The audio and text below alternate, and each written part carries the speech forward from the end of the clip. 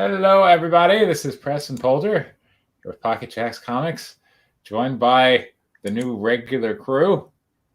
Let's see, and we got some cool scripts. So, John, I know you eventually going to start looking for artists. Yeah. So I emailed one guy that I was talking to back from the wiki days. Yeah. There was an artist that I was talking to about doing a variant cover. Oh yeah. Mm-hmm. So I reached out to him earlier today. And yeah, I'm going to probably be posting an official ad on Monday. Okay. I got to reactivate my Facebook account and all that because I've been off Facebook for like 5 years. So that happens. I'm jealous. I mean, I'm not looking forward to going back to Facebook, but hey, you got to do what you got to do when that's where the business is. So I found some really good illustrators and people to work with through the comics groups on Facebook. So I mean, Facebook and particularly certain Facebook groups have a lot of utility. So Facebook is necessary, but these it's days going to be my necessary evil. So that's right. Yeah. These days I've kind of discovered if I'm not on Facebook for a specific reason, I never go just to see what people are doing. Mm. That was my problem. That was all I did for like hours on end. It's just a sea of.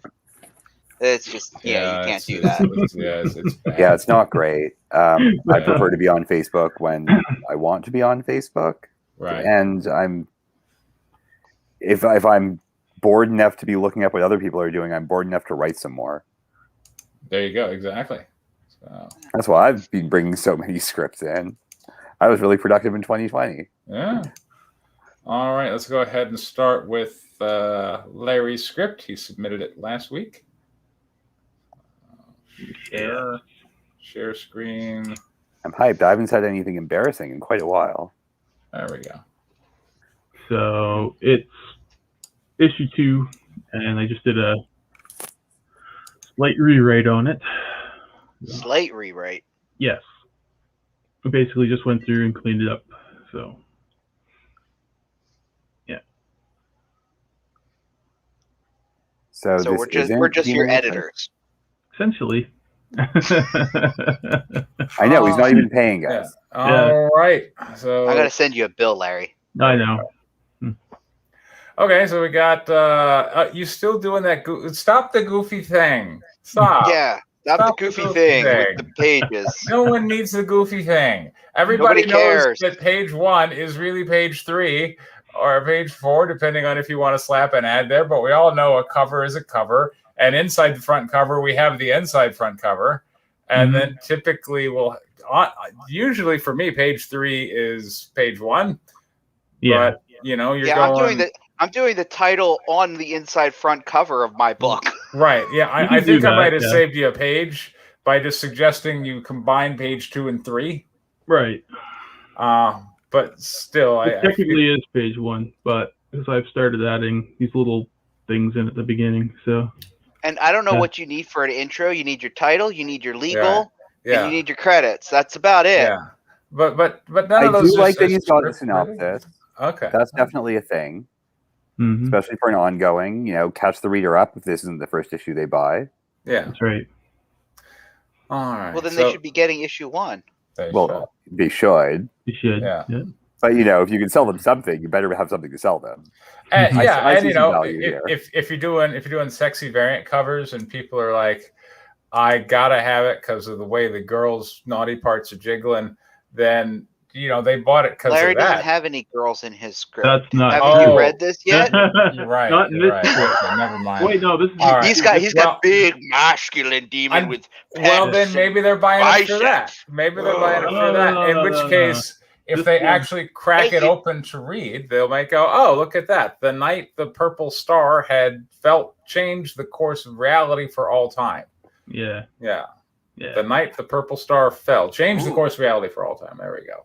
Yeah. See, Samuel Awakens. Even that has sexual undertones to it. It's pretty cool. It's 50 Shades. And he's got his little man that follows him around. Yeah. So it's like you've got your domineering, and then you've got the catcher. I don't know if they There's- still use there's that a- term anymore. Yeah. Moving on. The good or evil, the arbiter of change had arrived. As Samael awakens, chaos rejoices. Yes. Yeah. All right, page That's 4. foreboding. Yeah. It is. You know, That's nice. Back of the book copy or whatever. in the old days of Stan Lee, this would be on the outside cover. It would. And like Yeah. a big star. Just Yeah. Yeah. So Yeah, why not? yeah. That's And that's hey, a like, clever it was only a language. couple- That's you want that to catch your audience's attention, not have them. right. It was only a couple of weeks ago that I made you guys read something that had a giant spaceship punching robot you guys didn't know about. So there's a lot There to you go. recommend this sort of synopsis. There is, yes. So page 4, panel 1, looking down on should I be narrator? Sure. You can Looking narrate. down onto the two characters from above, Samael is still laid out on the floor of the sewer from where he collapsed on page 22 of issue 1. Mm-hmm. Farouk sits across from him. His arms are full. What is up with his passive voice nonsense? That's the second one in a row. Samuel is. I was like, I'll let that one slide, but his arms are folded. Why are his arms folded?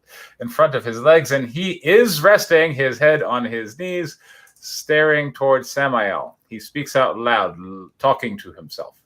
Why are you still here, Farouk?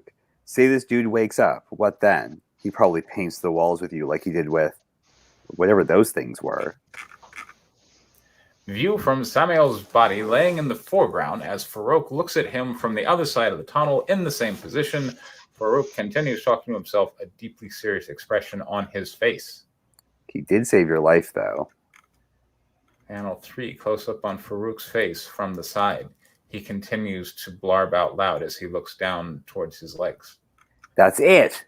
I have to decide. Shit or get off the pot. I can't sit in this sewer forever, or I'll probably catch something and die anyway. Panel 4, wide shot, facing Farouk's left. He now stands looking towards Samael, still laying on the floor of the tunnel across from him. Page 5, panel 1. Wide shot, facing left on Farouk. He is standing directly over Samael, looking down on him. I'm probably going to regret this. Here goes nothing. Panel 2, same viewpoint as the last panel, slightly zoomed in. Farouk has bent down towards Samael. He reached out and started tapping Samael on his shoulder, and motion lines for tapping effect. Hey, big guy, time to wake up.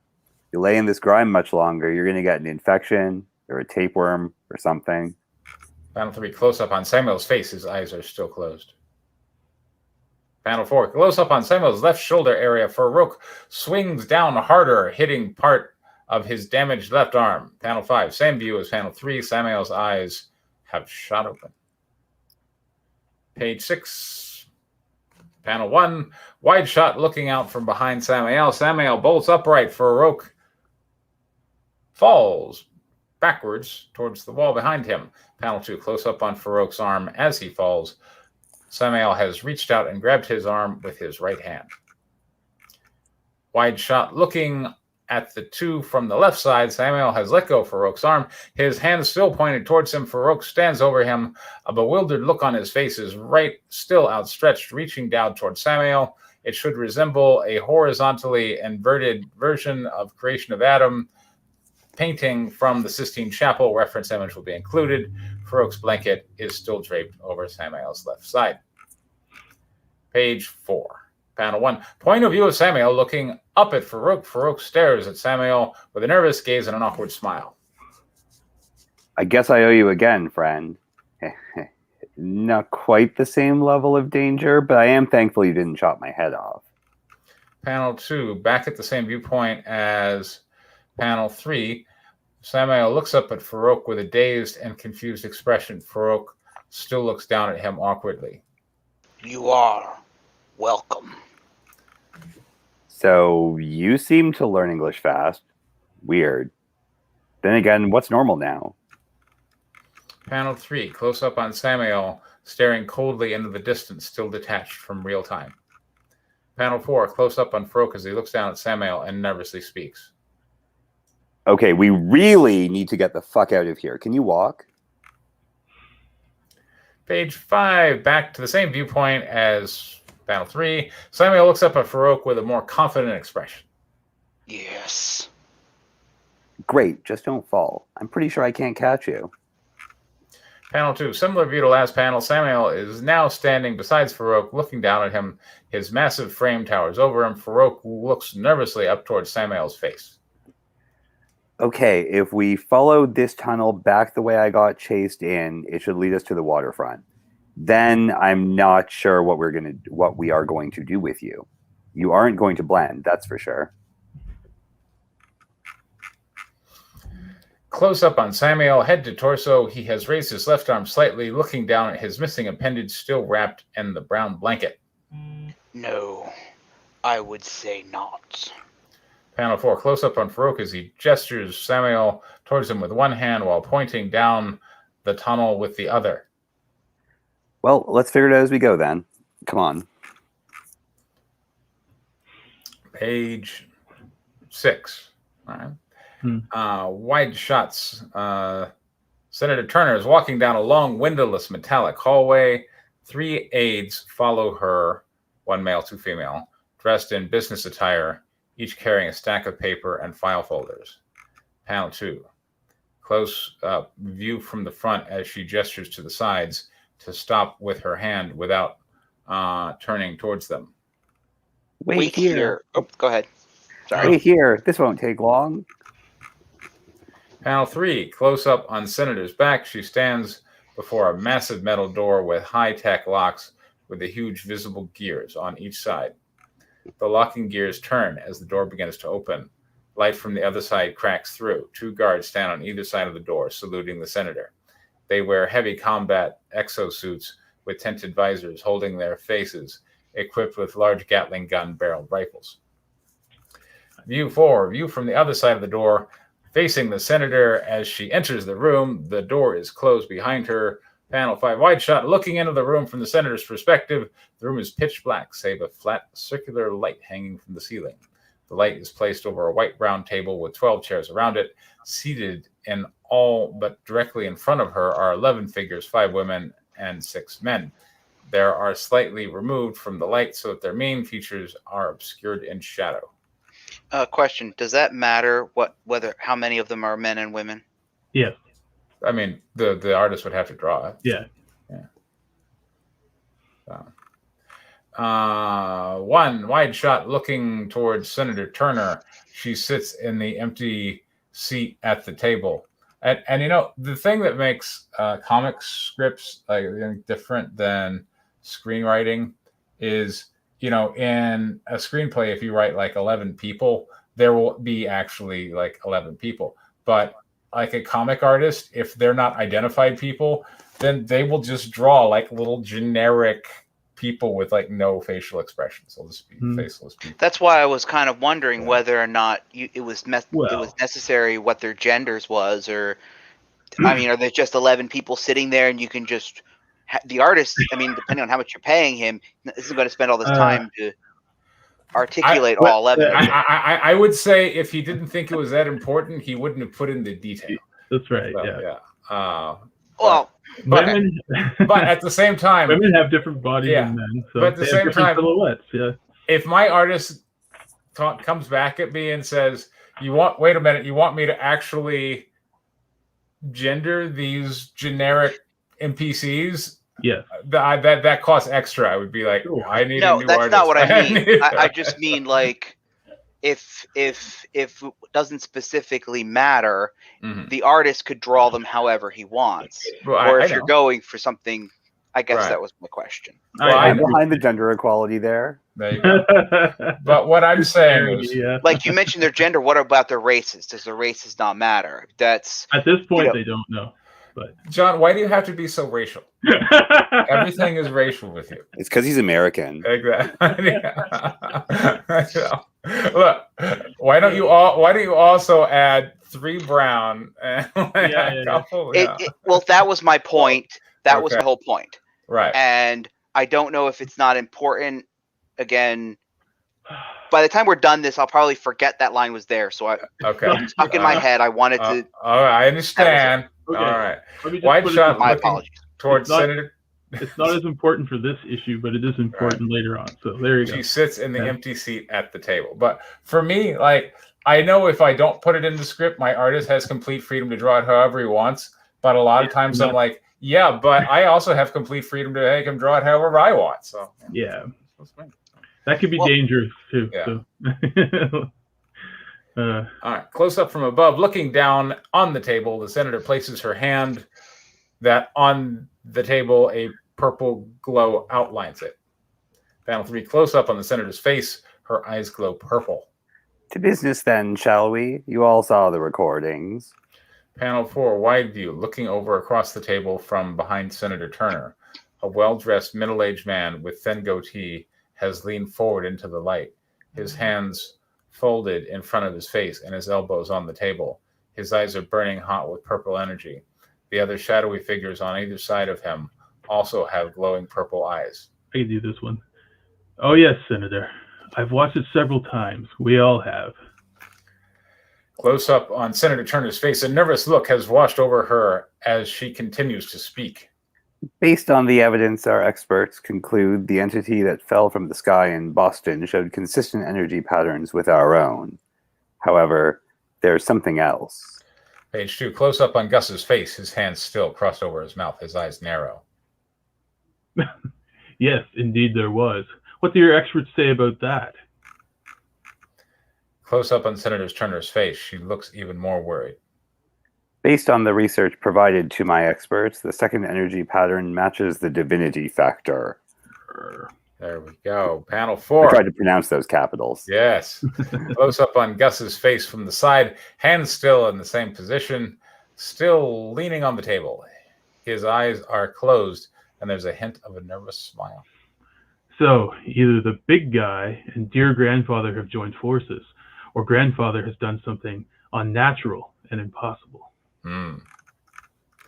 Page 9, panel 1, close up on Gus, slams his fist against the table. Panel 2, close up on Gus's face as he yells out to everyone in the room, a streak of anger washed across his face. Sitting on our asses here isn't going to get any answers. That's for damn sure. Panel 2, wide shot, Gus gestures his right arm upward, moving his hand in a motion to stand. Jen, Hands, you're up. Find this freak and bring him in. Panel 4, close up on the left side of the table. Jen Fairgate, a shapely young woman in a tight leather... I love it. All right. Yeah, I told you. You got me. And a tight leather... Is she going to be on the front cover then? Damn right she is. I've already got her design. Stands up and leans into the light, her eyes blazing purple. She Smile. Okay, it looks like SL. Okay, well, all right. It is SL. Slimes. Oh yeah, it says she slimes a sly expression. Well, okay, she could slime it too. All right, she's sliming an expression. That's not smile. No, smile is SMI. I understand that. Right. That's why I shouldn't write this late at night. But anyway. All right, Jen. You got it, boss. Close up on the right side of the table, Hans Wagner stands up and leans into the light. An older-looking man wearing a lab coat, his eyes blazing purple. He grins a large, toothy smile. What a glorious time I'm going to have studying this creature. Good pronunciation on the last name because he is German. Come on. This is not my first day. I once wrote a story where the Germans were the bad guys. Really? I did.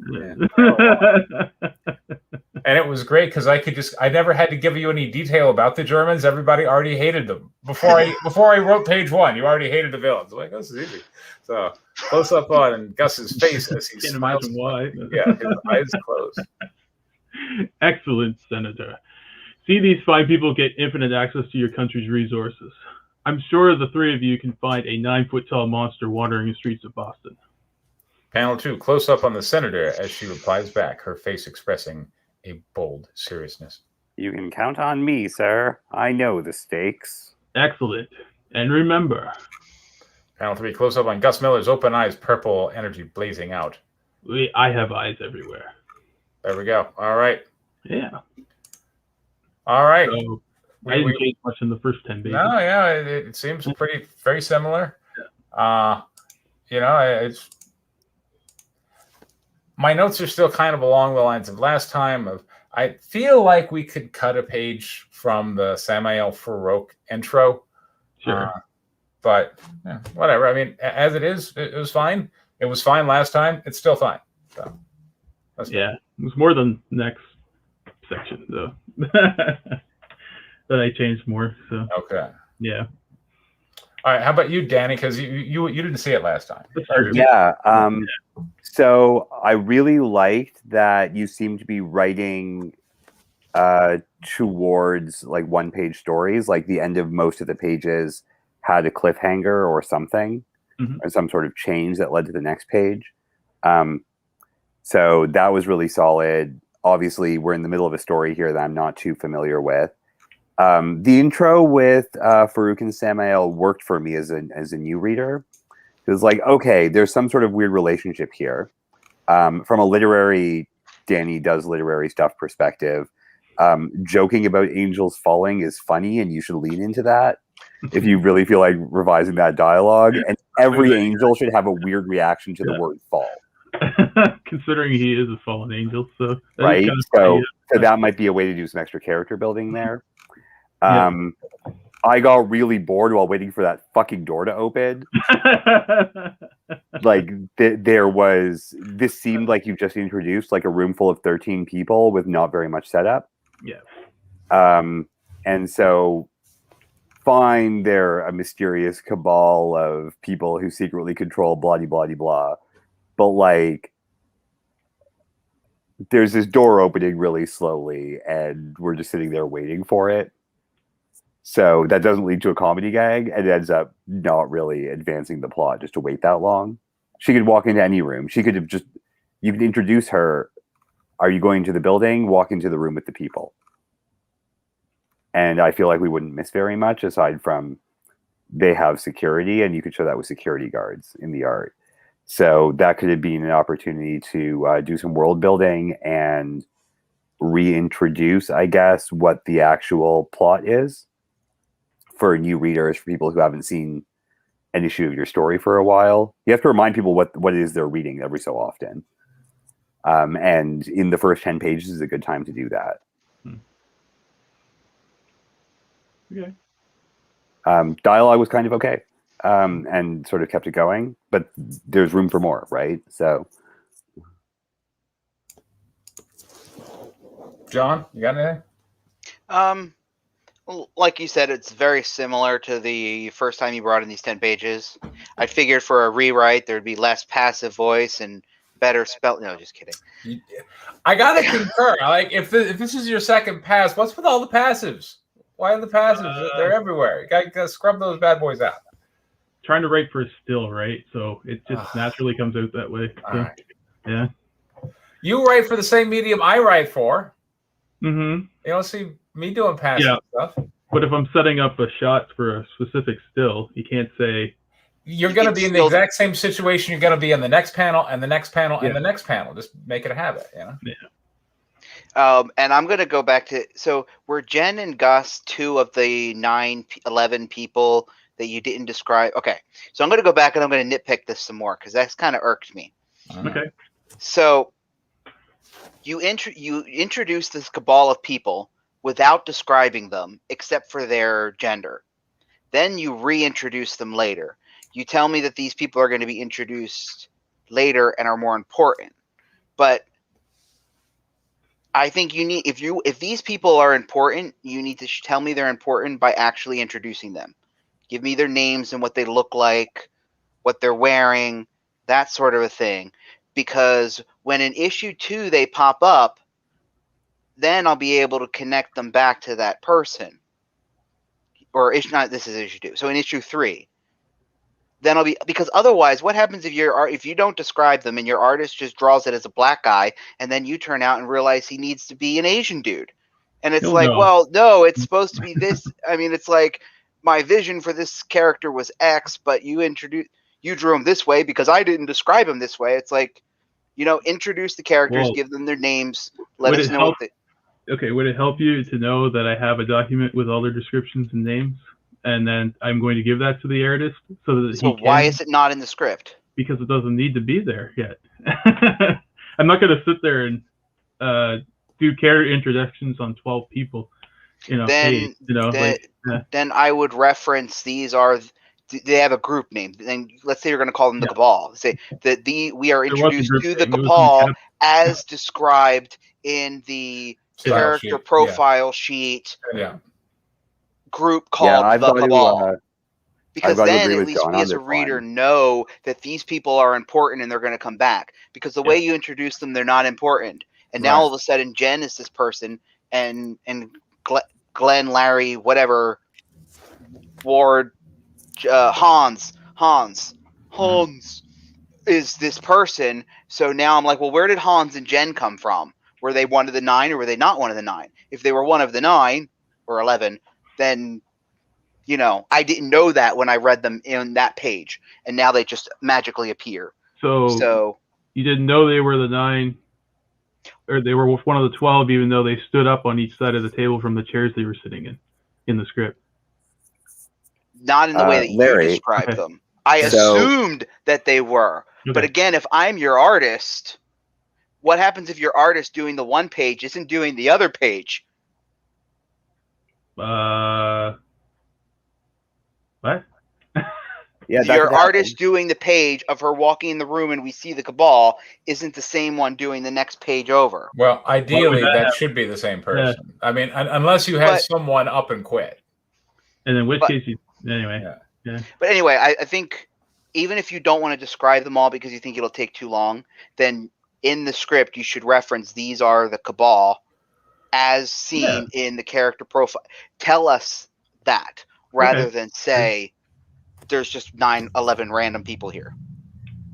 And to further John's point a little bit, the silhouette of that guy in the lab coat and that girl in the leather dress are going to be very different than like a bunch of people in business suits. Right. Which I would probably draw if I were the artist for that. It's a shadowy Cabal. Put them in business suits or in cloaks, right? Yeah. Whatever it is, those are different silhouettes, and that's actually art direction. Mm-hmm. So John's completely right on this one. Just put the introductions in, even if they're not in the light, at least they're there for the first mention. Okay. And then you don't have to go outside the script as the illustrator to figure out what the hell's going on. Sure. All right. Here we go. I believe this is the most recent pages of the Demonatrix. Yes, I think so. I think we left them at the party. Okay. All right. Do you want to fill anyone in?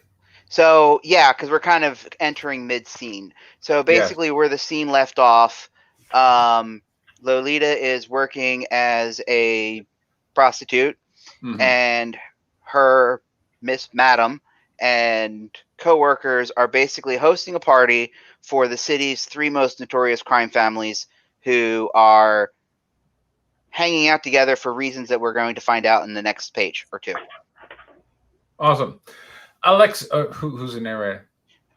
Make Larry narrate. Larry, let him read all my naughty pages. and who am I then? We have a lot. There's a lot of characters. Okay. We'll just start handing them out. All right. Yeah, we'll hand them out as they go. Yeah. Okay. We don't know what page we're on, but that's okay. We're on page 11. So, Alexei is the son of a Russian gangster who's representing the Russian family. Sure.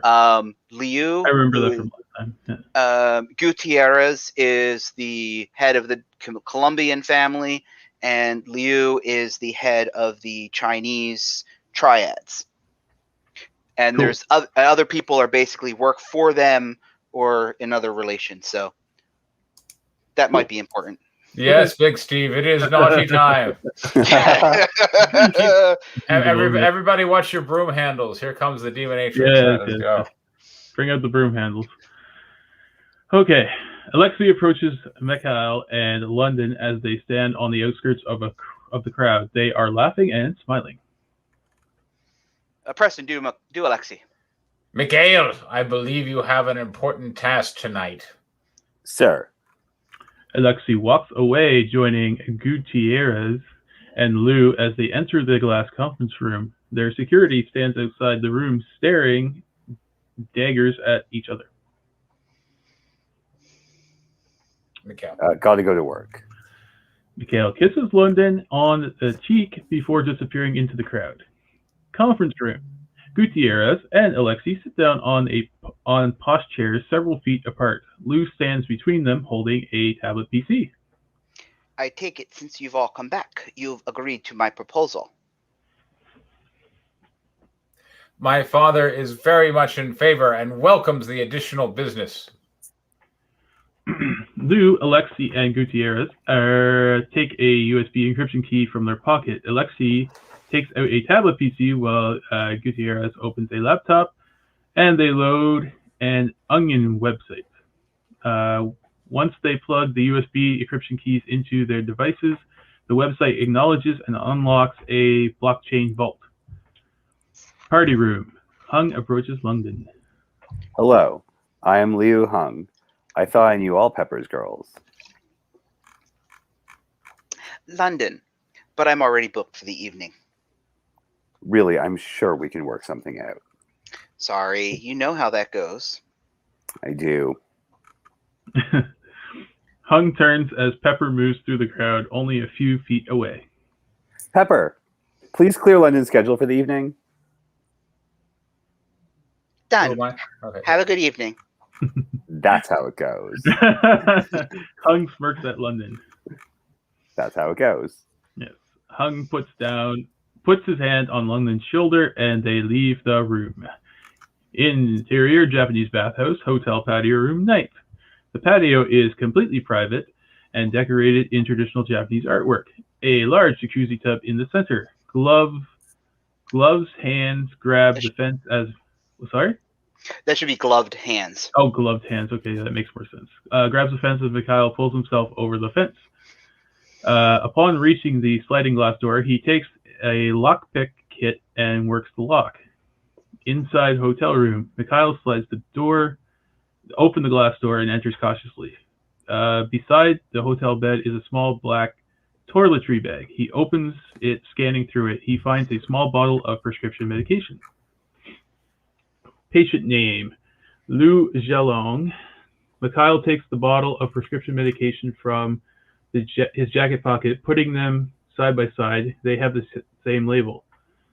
Mikhail drops the bottle he got from his pocket into the bag and takes the bottle from the bag. He zips up the bag and drops it onto the bed.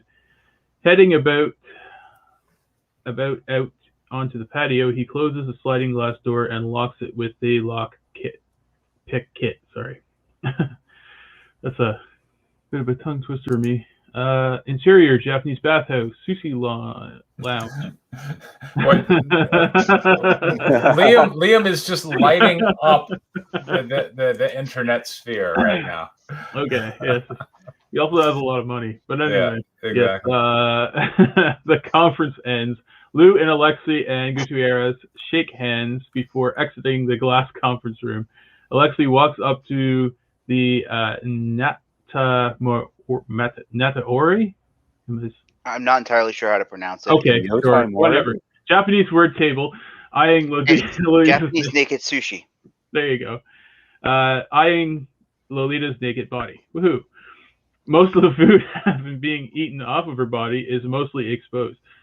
Alexei runs his hands up Lolita's leg, letting his finger. Wait, is that right? Hand linger between her thighs. Jesus Christ, sorry. She doesn't budge. He continues running his hand up her body, taking a piece of sushi off of her exposed breast and eats it. Pepper taps her glass, gathering everyone's attention. I want to thank you all for coming out and being such hospitable guests. While we will be retiring shortly, there are rooms available for anyone who wishes to stay. Gutierrez approaches Pepper, giving her a hug. My Gutierrez. Yeah, go ahead. Good evening. You as well. Gutierrez approaches, and his security team make their way to the exit. Lou approaches Lolita. You are a remarkable young woman. Pepper walks up beside him. She waves to the staff to clean up what food remains on Lolita. Afterwards, Lolita opens her eyes and sits up. What is your name, my dear? I am Lolita. That you are.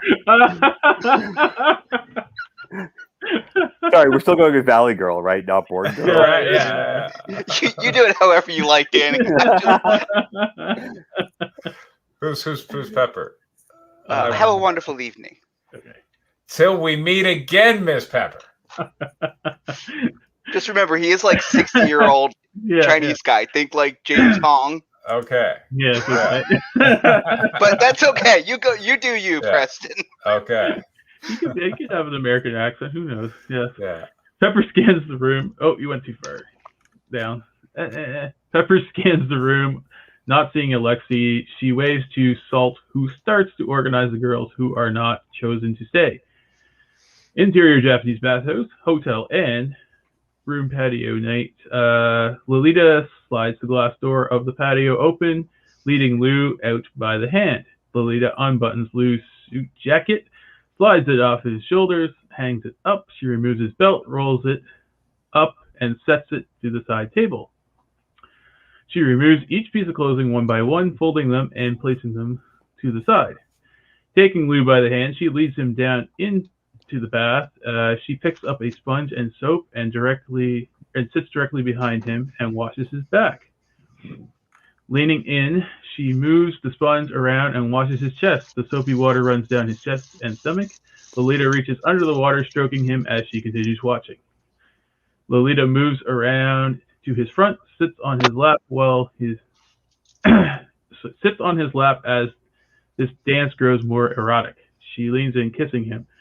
Lolita stands up, uses the sponge, and to clean herself. Lou watches as the soapy water runs down her body.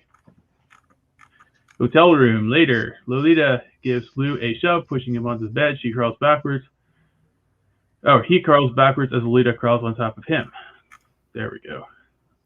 Lou pulls the toiletry bag out from under him. 1 second, my dear. Lou opens the bag and takes out the pills. If I forget to take my meds, my wife will kill me. We can't have that. I'm just reinterpreting a character. Right? Lou takes the pills, returning the bottle to the case. Lolita kissing his chest before going down on him. Lou grunts, grabs her hair.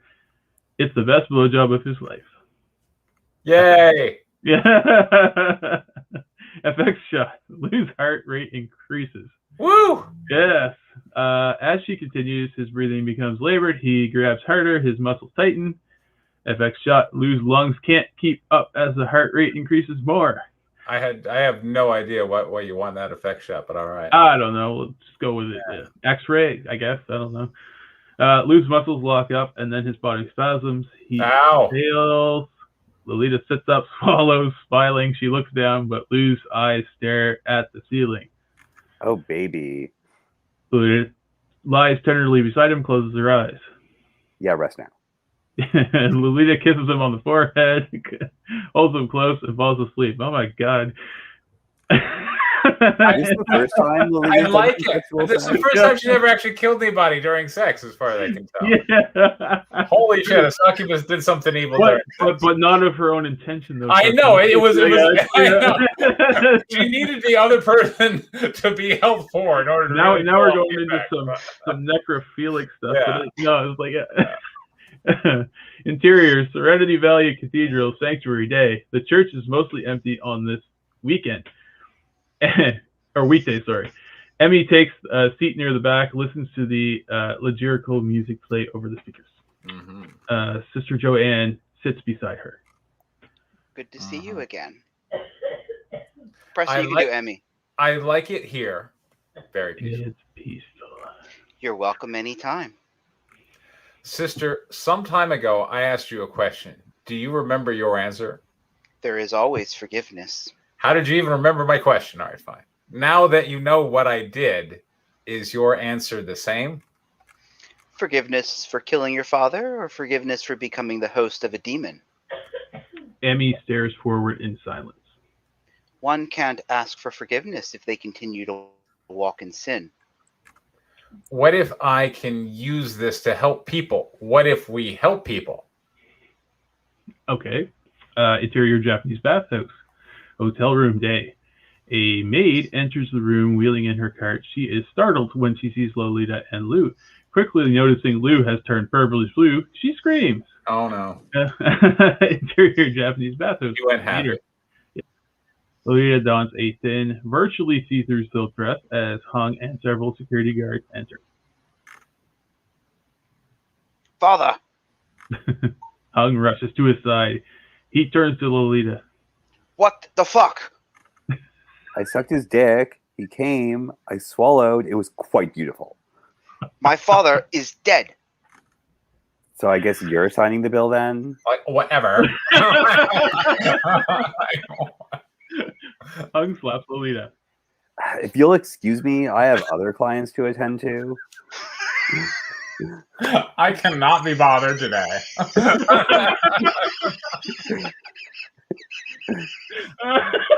I'm not apologizing for this voice. I kind of love it. It's making me love the story at all.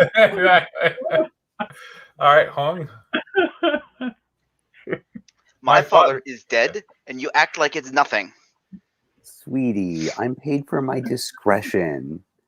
How desecrate? That should be discreet.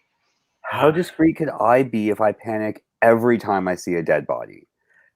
So, unless you want to explain to Pepper why I have to cancel my next appointment. Lolita stares down Hung. Take her in with the other one. Interior Japanese bathhouse, another motel room. Hung leads the thug, dragging Lolita by the arm. Inside, London is tussed up on a bed, her arms and legs tied to the post. Your S&M room leaves so much to be desired. Every line from this girl, like nothing ever impresses her ever. That's good. That's a good character trait. Yeah. Oh god. The thug shoves Lolita onto the chair, zip ties. Watch her.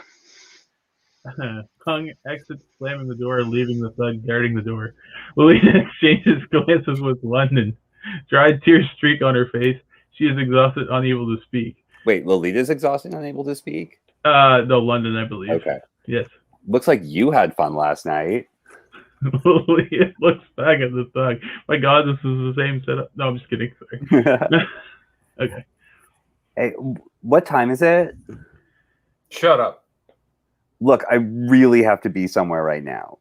I said. Why don't you make me? The thug walks up to the bed, picks up a baton with dried blood on it. He shoves it in Lolita's face.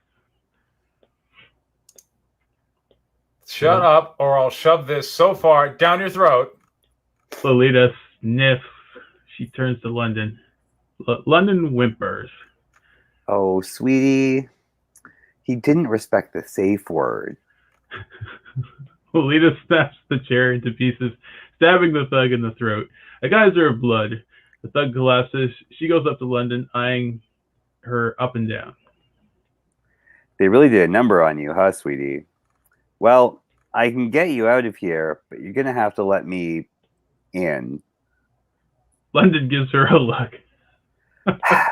I need you to open your soul to me and agree to let me in. Do you agree? Like a contract for reals, you know. Yes. London nods. Lolita bends over, kisses her on the lips. London eyes click black. She breaks the bonds holding her to the bed, grabs the dress Lolita was wearing and slips it on. Rushing to the window, London opens it, climbs out onto the roof. So did Lolita vanish then? Yeah, I think you're missing that. You're missing that specific direction. Exterior. Well, she vanishes when her eyes click black. Well, okay, it says Lolita bends over, kisses her on the lips. London's eyes click back, and she breaks whatever. So, all right. Well, by that time she's sitting up, Lolita's gone, and the dress is laying over. Well, all right. I know this isn't going to be a movie anyway, since you want to turn this into a comic. But still, if this were going to be a movie, because we are dealing with screenplay, Lolita bends over, kisses her on the lips, And do we cut from that, or does Lolita fade out or anything during that kiss? Because as it is, if I'm a viewer and Lolita's kissing on the lips, then we cut to London, eyes back, and then we're back, and there's just this empty dress there. Okay, we saved on special effects, but I still might be a little bit confused as to, well, where did Lolita go? Unless we saw the previous episode. Yeah. Great. Yes. Yeah, anyway, whatever. All right. Exterior Japanese bathhouse. London crawls down the roof, waiting for a guard to pass. She drops off the roof, runs across the yard. Motor pool. A lone guard stands by the door. London sneaks up behind him, punches him in the back of the head, knocking him unconscious. She drags his body inside. Moments later, she peels out in an SUV, driving off the property. All right. Great. Well, things happened. Fellatio was given. Fucks people were not. Died. Yeah. Intention. A succubus broke a chair and stabbed a dude. I mean, I mean, look, if I'm buying something that says the Demonatrix on the cover, I'm gonna feel like appropriately Demonatrix-y things happen. So. Glad to hear it. Yeah, I would agree. Yes, there were definitely some Demonatrix things sort of happening in that script there. So it worked. It was a nice continuation of what we had last week. So I didn't feel it changed tone or anything like that. So that's all. So it's all consistent, all good. Yeah, I really like the tension with the medicine thing. It seemed like there was actually something going on that had nothing to do with our protagonists. So that was really nice. And people react to that really well, and like leads to even more drama and the daring escape and things like that. I don't know how on brand this project is for Lolita having consensual sex, but it is her job, so that's cool. And I've only read the stuff that's all rapey. It is mostly consensual. I am not a fan of writing non-consensual. I'm stuff. behind that 100%. Just my So first time I try to reading it closely. If I feel the story needs it for whatever reason, I'll do it. But I prefer it not to be. That's kind of why I wrote Lolita's character, as in she enjoys it because that's, to me, that's more fun. And I want it to be fun. And yeah, and it's definitely fun. Like, there's a few pages of like a little bit too much detail for a comic, maybe. But also at the same time, it's probably fine. Just like a few pages in a row with no copy seemed like quite a lot. But there's tension. There's something going on. There's subterfuge. There's a sexy scene, which you don't want to just rush through. So I think all of that lands really well. And you pay off the subterfuge with here's some sex stuff. So yeah, whoever is reading this is going to get what they paid for, like out of that. So yeah, it really works for me.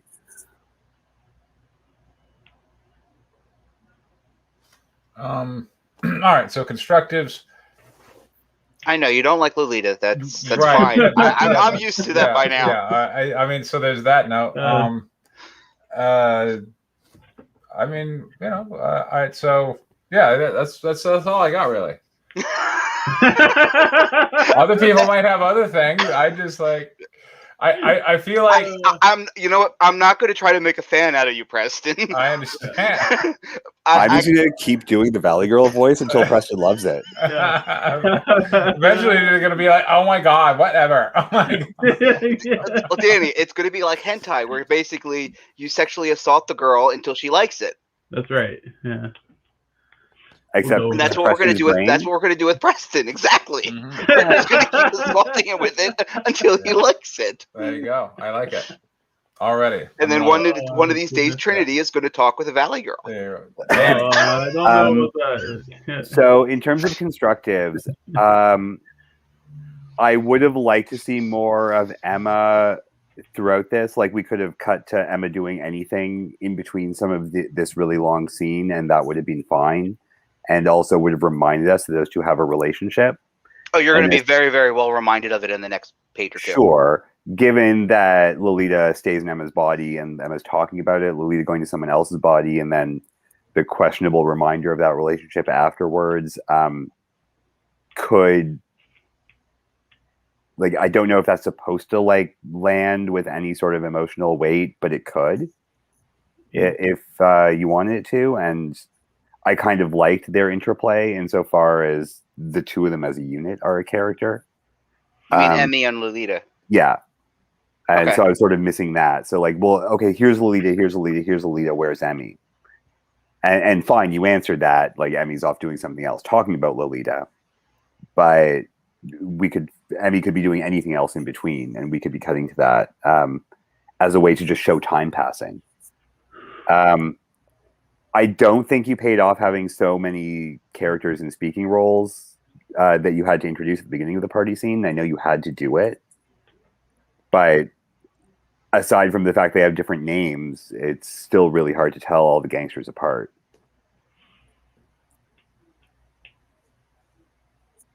So I don't know if there's some like B plot that's going to involve them later that we can start introducing here. And I know there's going to be obvious consequences to Lolita for being probably accused of killing Liu. But like Alexi and whoever it was with the Spanishy name and all that, like I don't see that they have opposing goals. But that's really the only thing. Was just like I remember that we introduced so many characters the last time we read some, and I know this is a ton of setup. Yeah. Anyway. All right. Moving on. Larry, did you have any constructives? Larry, got anything? Because I don't think you said anything in the constructive side. I don't know if I need to. Okay. Because I think Danny covers most of the stuff. I mean, I do wonder, and I did Danny like why is she two-timing Emma, right? Did you get out? I guess. Yeah. So it's going to be explained, but basically she ran out of time. That's why she kept watching the clock. Right. So she has to go into somebody's body to stop the clock. Okay. And this leads to a lesbian sex scene, right? No. Probably, yeah. That could have been interesting, actually, to have Lolita be under an obvious time pressure when she's also trying to save someone with her ability, like her body sharing ability. She's not trying to save anybody, but she accidentally saves somebody. She impassively saves somebody else while trying to save herself. It could be interesting to see her sell it, or like try and sell it more desperately, right? When they're alone together. Well, like a desperate succubus is kind of interesting as a concept. Mm-hmm.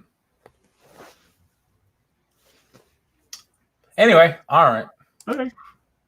What do we got? Share screen. We got Danny's stuff. Let's see. All right. Reckless Child Endangerment, a comedy. So this should be from page. Yes. Okay. So last time on Reckless Child Endangerment, we met Priviel, a woman who, in the middle of trying to get laid, found out suddenly she had a baby. We met Gavin, who is off to Aganalia to look for a quest to avoid marrying some shrew in his hometown. And then a gang of ninjas dressed in Bruce Lee outfits attacked the town and started murdering people. This is the fantasy one, right? Yeah, this is the fantasy one. So this is pages 9 through 16 of that. So you remember. All right. So let's have John. Have you done narration yet today? No, I'll do it. Yeah, sure. Cool. And then we'll sort of take turns on things. I don't know if there's a lot of. Hold on. We'll have Larry do Gavin. I think Gavin's the major speaker in this passage. Sure. Okay. All right. Page 9, panel 1. Adventurer's Alley. The hubbub in this town square has died down. The adventurers now seek feel comfortable enough to speak. Gavin's enthusiasm is clearly waning. Which one am I, by the way? Preston, be adventurer 1. What's the reward? Why should I get hurt protecting people who aren't even paying me, huh? I guess. Larry? No way. I have kids to feed. Stop being so enthusiastic, man. Somebody might notice us. You know, I'd love to, but it sounds like there are way too many of them. Hard pass. Panel 2, Angolia Center. Some of the thugs are shaking down some market goers and shopkeepers. Preston. Nice shop. It'd be a shame if something were to happen to it. Okay, here. John. Or Just because there are no gates don't mean there ain't no entry fee. Hand it over, lady. Here, don't hurt me. Panel 3, Angolia Mystic Shop. The situation's escalated. Now the thugs are roughing up the market goers who can't afford to pay them. So we had Larry be Gavin. Let's have Preston be Perviel. There we go. What do you mean it's not magic? Panel 4, Perviel leaves the Mystic Shop carrying her bassinet, oblivious to the fracas.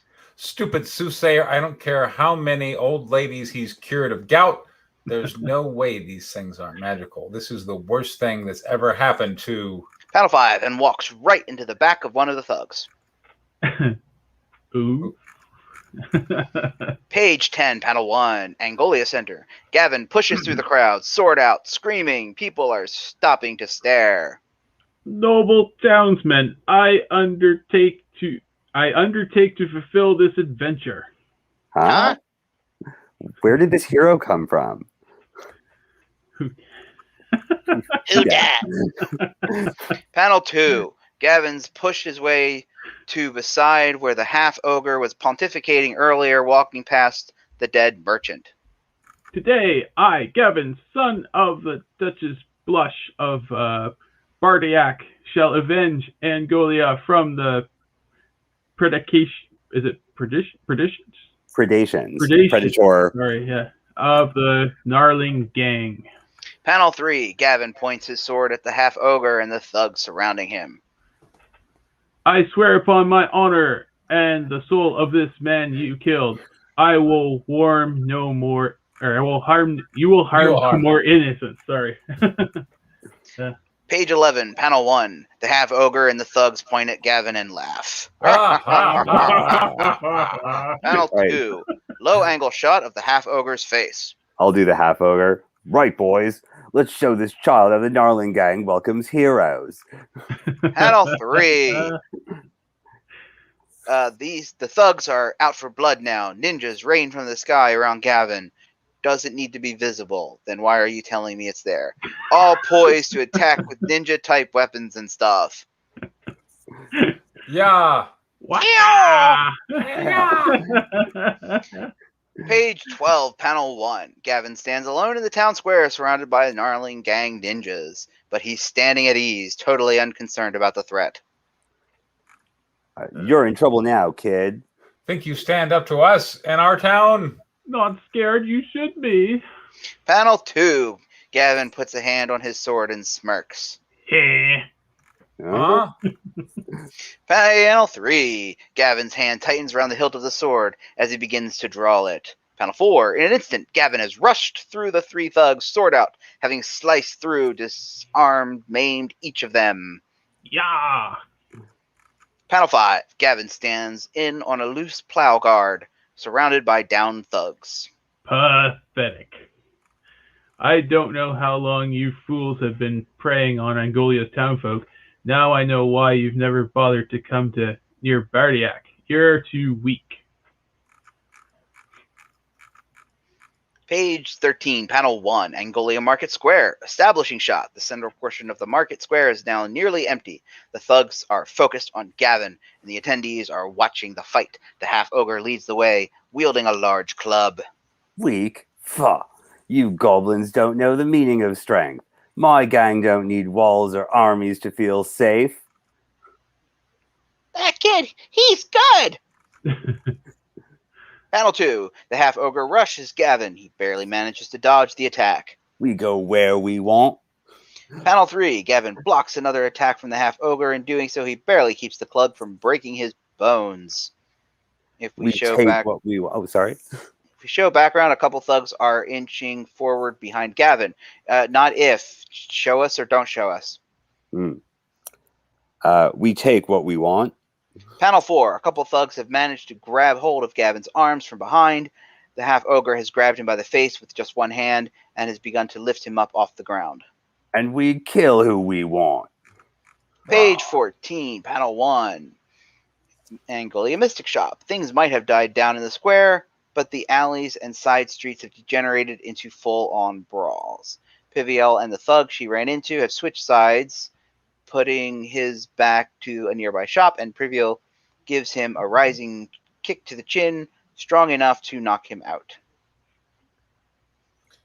Don't grope strangers, creep. Schwack.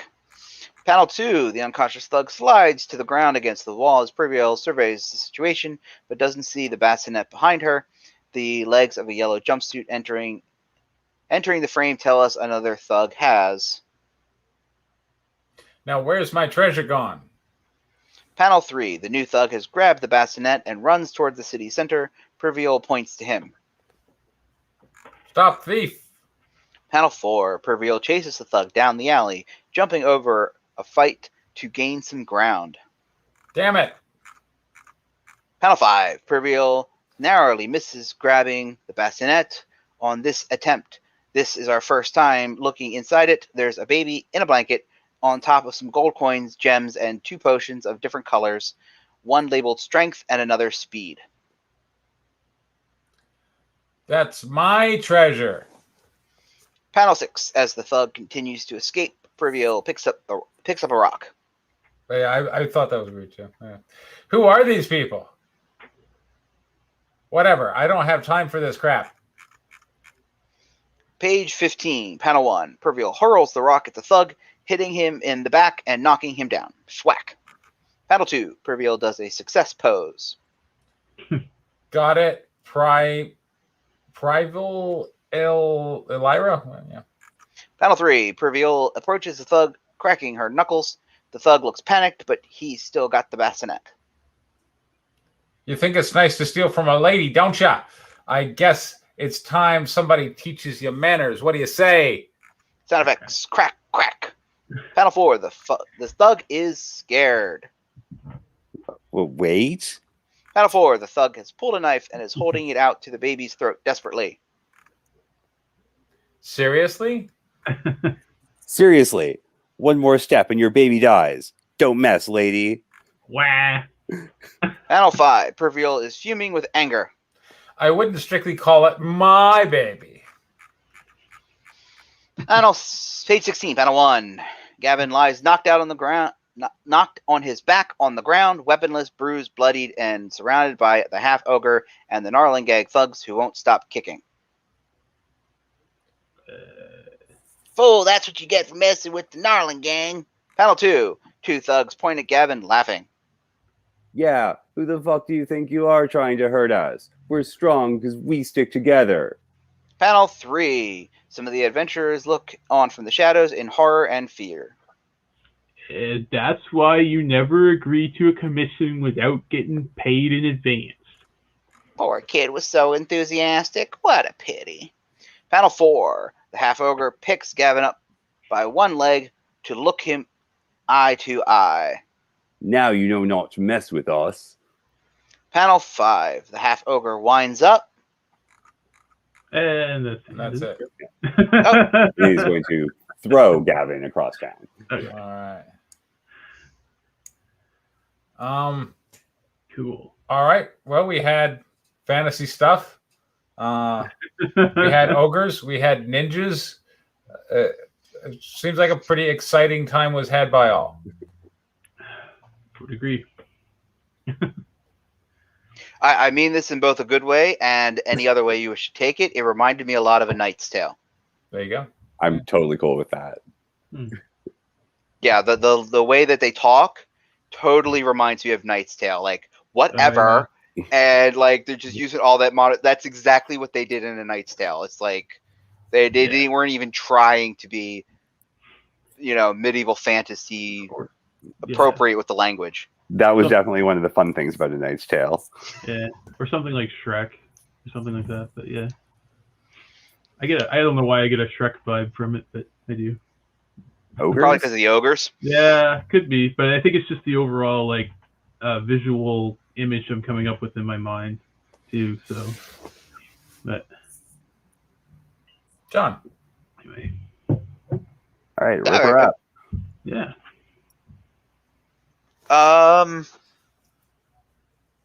thought I thought the surprise, like the way that Privia was acting about the baby was kind of humorous. I'm interested to see where that goes, because I don't think that she's a sadist and doesn't care. I wouldn't be surprised if the baby turns out to be like a ninja or something and is going to basically like ninja drop this thug. So, that kind of thing.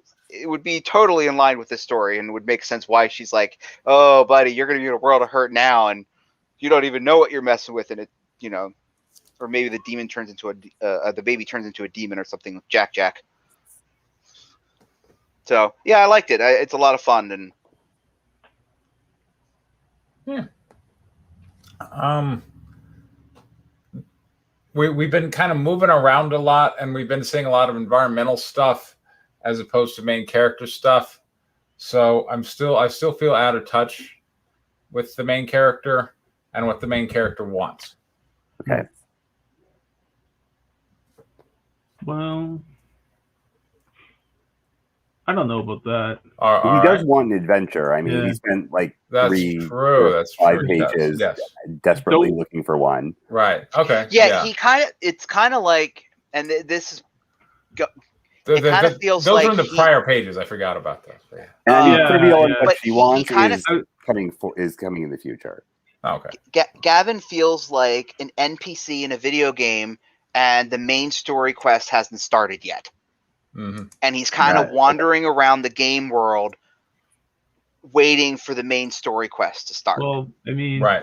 I think that's kind of what Preston is, and I can kind of feel that too. I mean, it's comedically fun enough that it's not entirely boring, but I think without having the story actually having started, we don't have that emotional hook that makes us want to keep reading.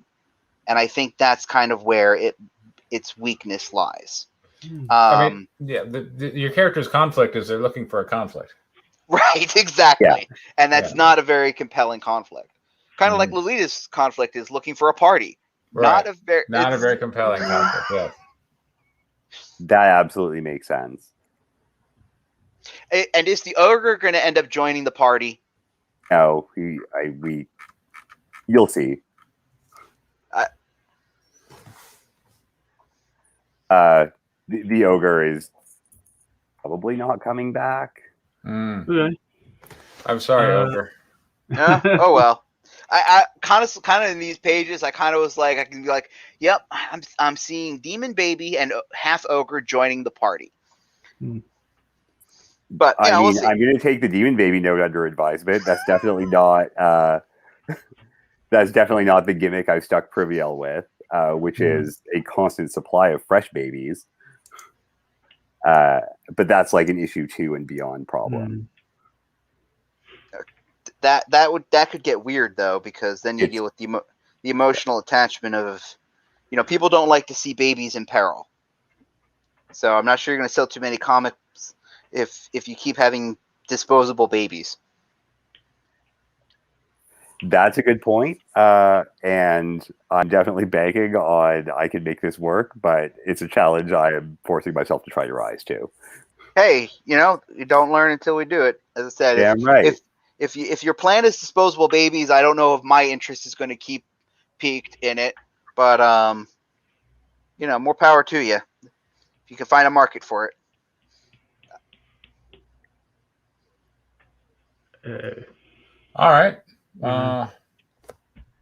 Any more notes? Larry? I was just going to say, I thought the whole idea of them just sort of wandering town was pretty in line with the genre because, I don't know, I've played a lot of RPGs, and that's basically how all of them start. You start with your town, you wander around, then the plot kicks in. So that just seemed in line to me for some reason, but, Sure. Yeah. I'm definitely playing with those tropes. Like, I literally throw one protagonist into the other.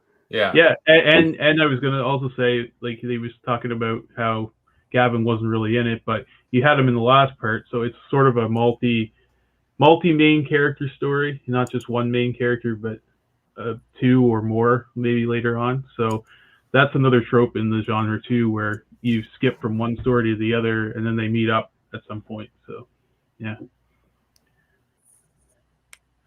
But hey. Yeah. All right. Do you want? Is it time for Fantasy Pirates? Sure. All right, here we go. I got 10 pages of Fantasy Pirates. All right. Fantasy Pirates. British Blade Master. Oh gosh. Yeah. All right, I'm liking this already. Can I narrate? Yeah, go for it. Do you want to give anyone else speaking roles at this stage? All right, Larry can be Thomas, and I'll be Captain Henry Morgan because, I mean, come on, he's Captain Henry Morgan. And, yeah, that works. And John can be Foot. All right. Then every other, I'll be everybody else. Those are like the main. Page 1, panel 1. Thomas, a British slave master, wears a broad-brimmed hat to protect him from the heavy Jamaican sun. He steps out the front door of a manor house onto a porch and surveys a long table in the yard before him, at which 10 African male slaves scarf down a breakfast of oatmeal. Caption: Plantation of Captain Henry Morgan, Jamaica, 1677.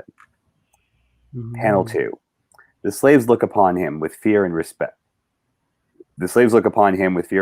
Upon Thomas, who stands at the head of the table. Yeah, I misstructured that sentence. In the distance, carrion birds circle in the clear blue sky. All right, boys, finish up your breakfast. We've got another hard day's work ahead of us. What are them birds circling around? Panel 3, large panel. Carrion birds pick at the corpse of a dead woman who has been mutilated and splayed out among a field of lush green indigo plants. The wrists and ankles of the corpse are staked into the ground, leaving her dead gaze facing straight up into the bright morning sky. At various points along the circumference of an unseen circle surrounding the body, rocks and dirt stand formed into mounds. Toby, go see what them birds is after. Panel 4. Sir Henry Morgan, whose hard life has aged him beyond the years of his early 40s, lies passed out in bed, oblivious to the rays of sunlight that stream in through the window and fall into the open mouth of his incapacitated form. Yeah, Master Thomas, summon Captain Morgan. It's bad, sir. Sorry. But Larry, I just want to point out, see, no passive voice, see? Yeah. I'm not saying these are brilliant, but, you can avoid passive voice. All right, you can do it. If I can do it, you can do it. That's all I'm saying. Page 2, panel 1. Thomas announces the arrival of Constable William Foote, early 30s, to Henry Morgan, who is seated at his desk in his manor house study. The oppressive heat precludes the heavy coats and garments ordinarily seen in British colonies.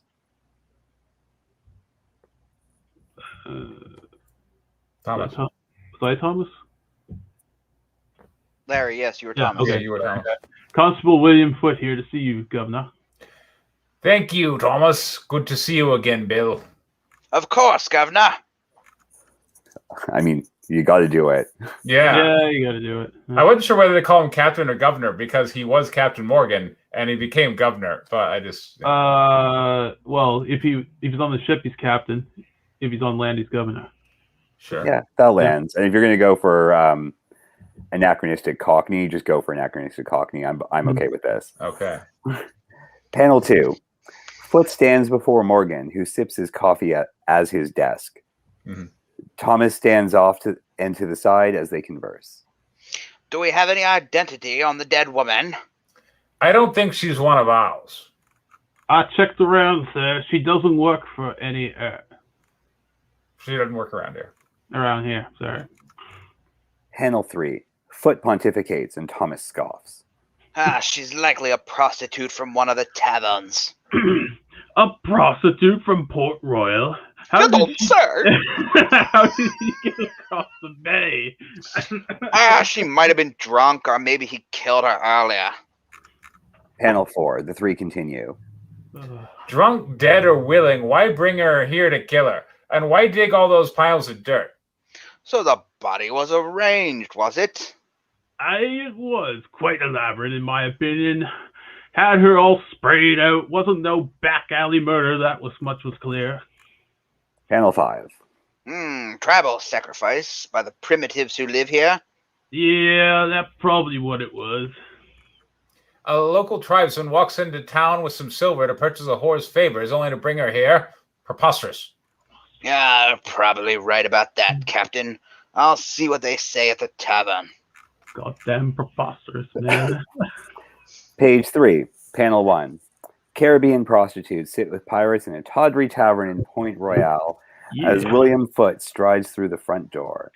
Amy, the early 30s Taino, madam of the place, takes notice of him. Foote, about time I see someone here from the law. Come here to darken my door. I got here as fast as I could, Miss Amy. Had to check in with the governor. Panel 2. Foote sits at Amy's table. Dahlia, a dark African slave dressed in enticing clothes, leans forward to place a flagon of booze in front of him. Thanks, Dahlia. On the house, of course. Much obliged. Now, why don't you tell me what happened last night? You say this woman, Catalina. Aye, last time you saw Catalina. All right, someone else going to have to do Amy if all this narration is happening. Yeah, I'll do Amy. Cheers. Panel 3. Catalina, the living version of the corpse we met on page 1, sits in the tavern with Amy and Dahlia at night. Pirates, each with a drink, talk to various ladies negotiating lewd favors. Mickey, a swarthy pirate with a red beard, sits with Catalina. He wears the coyote amulet, an Aztec medallion worshipping ancient alien snake gods of sinister intent. And, yep. Just last night, I think the fellow I was wearing a necklace of some type plundered Aztec loot. Sorry. Panel 4. Foote and Amy look to each other. Aztec, you say? Any ships coming in here with many Aztec ruins? Aye, the Carnival. Panel 5. Captain Plug, an evil-looking pirate captain, stands on deck of an impressive tri-masted galleon. At various points on the deck, ropes secure 4 cannons. Led by Captain Plug. Page 4, Panel 1. Captain Plug and Mickey join 3 other pirate crewmen, form a menacing gang of armed thugs as they descend the gangplank to walk into Port Royal. That ship got in a couple of days ago. A particularly nasty lot, even for this place. Panel 2. Mickey duels with Antonio, a well-muscled sailor from a competing ship. Each armed with a cutlass, they circle with the tips of their swords pointed at each other, or at the other. Aye, one of them got into a duel last night. Panel 3. Mickey knocks Antonio's sword to the side with his own. Panel 4. Mickey lunges forward, thrusting his sword for the kill, but Antonio spins away into the side. Panel 5. Antonio's sword swings into Mickey's side. I saw that man take a blow to his side. Page 5. Panel 1. Antonio stands back as Mickey looks down and sees blood gushing from his side wound. But it was the strangest thing. Panel 2. The Aztec amulet glows green as Mickey smiles. The wound seems less serious than the last panel. A look of horror twists Antonio's face as he backs away, his sword held low. Panel 3. Large. Lunging, Mickey runs the stunned Antonio through with his sword. He recover. Page 6. Panel 1. Amy and Foote sit at the tavern table. I think he back on his ship now. All right, Amy. Thanks a bunch. I know where I have to go. Panel 2. Foote stands with 4 other constables before the pirate ship, Carnival, tied up in the harbor. Ahoy, mateys! If I might have a moment of your time. Panel 3. Viewed from behind the pirates, the sinister crewman of the carnival. Crewmen. Yeah, okay. yeah. Look down on the 5 lawbringers standing on the dock. We've got some questions for those of you who chooses to bear an Aztec ruin as a necklace. Got a red beard from what I hear. Panel 4. Mickey, the only redhead, stands with Captain Plug and the rest of the evil squad as they look down at the viewer. Well, that could be any one of us. What kind of business is this? Page 7. Panel 1. Foot stands before his men attempting to calm the situation. Now, see here. That man there made off and killed one of Amy's tavern whores. He's going to have to come down and stand trial. But the rest of yous... Panel 2.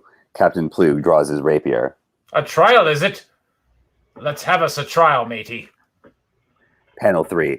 Captain Plug's sinister form confidently stands atop the gangplank. Let's have us a trial right now. Panel 4. Captain Plug stands back in shock, blood gushing from a bullet wound to the chest. Bang. Panel 8. Page 8, panel 1, splash page. Foot stands at the base of the gangplank, smoke streaming out of the end of the barrel of his flintlock pistol. His rapier hangs from his belt right next to the gun's primitive, empty belt holster. Captain Plug clutches at his wound and falls to his knees on the carnival. The rest of the crew scramble for their guns. To the pistols, men. Go ahead. Yeah, okay. To the pistols, men. It's a shooting war. Page 9, panel 1. Foot leads his men away from the ship. Run, mateys. I didn't expect this to go so south. Sorry.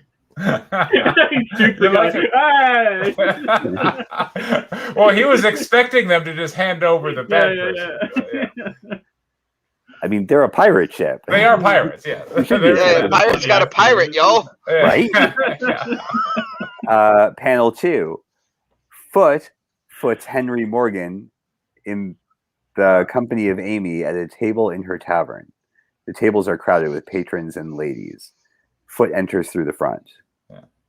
Captain Morton, this situation's gone out of control. Panel 3. Annoyed, Amy and Morgan listens to Foot. They wouldn't give up the man. Had to shoot Captain Plug. Rest of them are coming for blood. Panel 4. Drunk, of course. Captain Morgan. Captain Morgan stands uneasily as he reaches for his sword. Damn it all! Why can't I spend my days here in peace? Damn it all. Page 10. Panel 1. Captain Morgan and Foot stand with 6 lawbringers, foreseen previously outside the tavern. We'll see how they deal with the governor of Jamaica.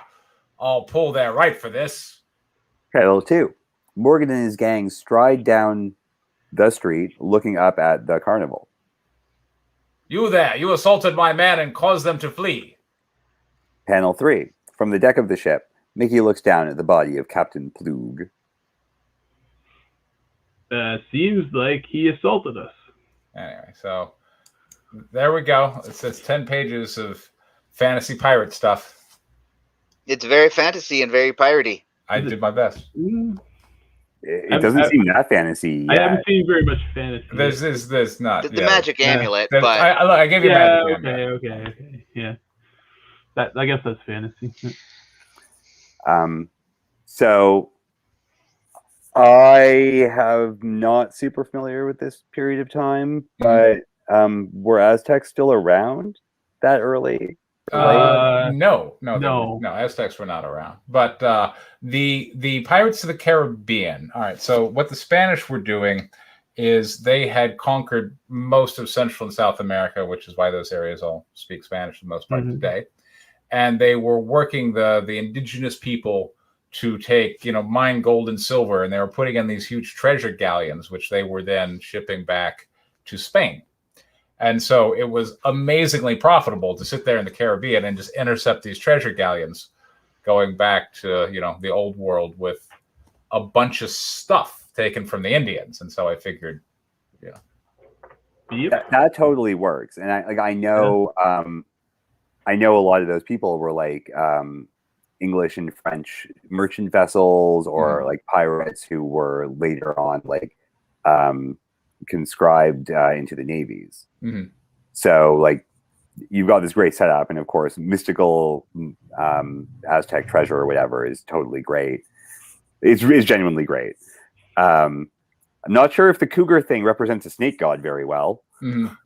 I'd make up my mind on that one. Yeah, coyote. Yeah, they call it coyote. Yeah. Well, I looked up Aztec names, and coyote was an Aztec name. I'm like, that's easy to spell. Yeah. All the other ones are kind of funky. Yeah. With like TLs at the end and stuff. Yeah, exactly. Yeah. Yeah, no, it's good. There's drama. There's piratey tropes aplenty. There's a sword fight. So you've gotten it all in there in the first 10 pages. Like, I'm getting what I paid for. Thanks. Right, unquestionably. Not sure about the questionably enslaved Africans at the beginning. I mean, they were authentically enslaved. I am fine that they're authentically enslaved Africans at the beginning, but what that means is the description of the dead woman at the time. I thought that was a dead slave. Oh, okay, got it. So I'd actually introduce her by the name, give the description there on first mention, like you would do in a screenplay, instead of leaving the mystery there at the script stage. And then that sort of shows us moving away from they're slaves issue. And obviously slaves were there, you know, farming like cotton and sugar and indigo and all these things. Exactly. So if you're going to have it there, cool. If you're going to deal with it in the story, even better. In a meaningful and hopefully interesting way. But it's not like the most necessary thing to show all the slaves at the beginning, aside from that. Yes, it's a plantation, but so that's a choice that you made. So I would consider like either leaning into it or figuring out that you could do something with it later. All right. And if that's the case, like there's going to be, and I'm sort of projecting at you right now, and I realize I'm doing this. It seems like there might be cases later where you might want to very specifically talk about the skin color of some of the people who were there in background or as secondary characters, if that ends up being something you could say something with. Fair enough. Larry. Yeah. Oh. Or John, either one. Larry, if you got, I do have some more thoughts, but Larry, you can go ahead if you. I think that, the piratey aspects are definitely there. That's all good. If you're looking for a good Aztec name to draw on that's fairly popular and recognized, you could look up Quetzalcoatl. It was a thunderbird. It goes into your whole ancient aliens reference, so that would be a good one to draw upon for reference. There's lots of documentation online about it, so just giving you a little help there. So I don't know. I don't really have any other positives that haven't already been mentioned. I think it's definitely going in the right direction though, so that's good. Awesome. Yeah, John. What do you think, John? I know you're doing this kind of like a commission. Is this going to be a one shot or a series? Dude, I don't know what happens on the next page. All right. Okay. I was just look. He wants to write a pirate story. I'm like, okay. We got Maximum Pirate. Exactly. So here's my let me piggyback off something Danny said. Okay. About the slavery aspect. I think that if I don't know if there's a tactful way to say this, but I think if you're not going to do anything with the slaves, I think you should probably just leave them out. Okay. If they're not going to do anything with the story, or if you're not going to make social commentary, I think just having them there because, well, that slavery was a thing then. Right. I don't know. I kind of feel like we'll throw some people off and might cast shade. It certainly tarnishes Captain Morgan Rump, which I don't want to do. But, right. Well, that's what I was going to say. Is it throws shade on your main characters because we're not going to look at them through a 1600 lens. We're going to look at them through a 2020 lens, or 2021 lens. I understand. So That's one of those things. I mean, the thing is that we're fantasizing pirates as good people, but pirates were not good people. Yeah. They did not lead good lives, and they did not do good things. In so. fact, I understand. Not many people were good people by today's standards. So, but typically, people that buy pirate story books are people that are all into the romanticizing of pirates. Okay. Going back to that I felt this felt more like a Western than it did a pirate. Pirates, I think pirates, they're on ships, they're on the sea, they're doing firing cannons and that sort of a thing. That's what I think of when I think of pirates, and they don't go sailing anywhere. They spend the entire 10 pages in town, in a tavern, like you'd expect Clint Eastwood to do in a Western. I'll have plenty more pages to work in plenty of other pirate tropes. It wouldn't be hard to go page 11, chase on the high seas. Besides having them call each other captain and going, "Aye, matey," they're on the land. They're not on the sea. So I don't. Sure. To me, if I'm looking for a fantasy pirate story, right, and they spend the first 10 pages on land. I'm going to be like, I want more pirating in my pirate story. I don't know. I feel like pirates are still pirates.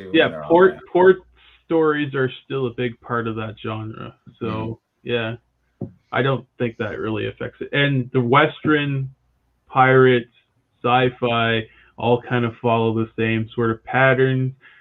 So, they transfer into one another. So, yeah, I guess, as I said, I just felt like that they were, for a pirate thing, it just seemed a little weird that we were spending so much time on land. And should I do like a fantasy version of Port Royal?